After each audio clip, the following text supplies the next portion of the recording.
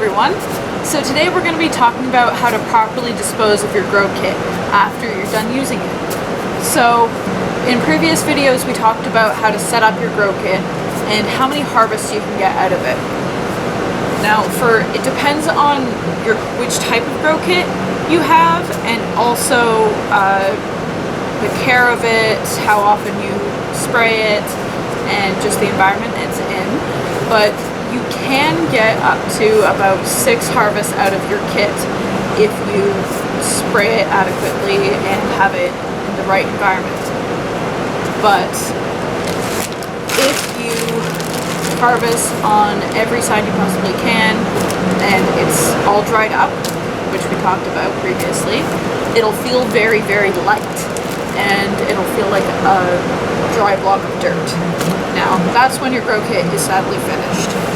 But we're going to talk about how to properly dispose of it, because it probably feels very wasteful to put this huge chunk of nutrients in the garbage.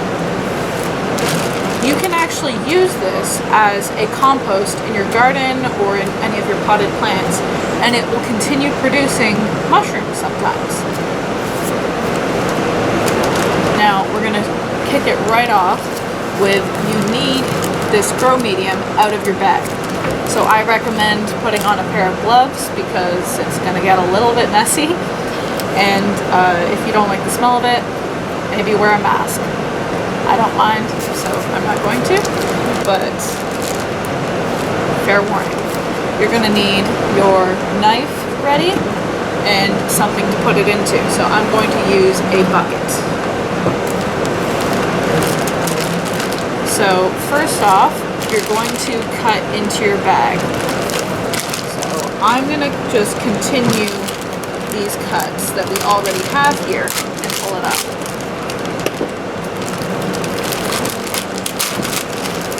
Now you have your bag opened up.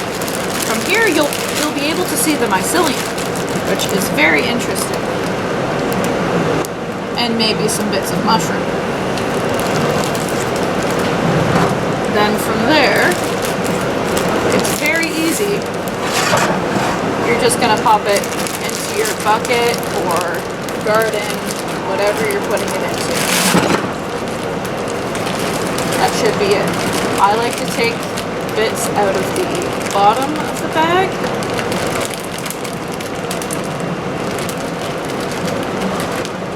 Don't need to be too nitpicky with it.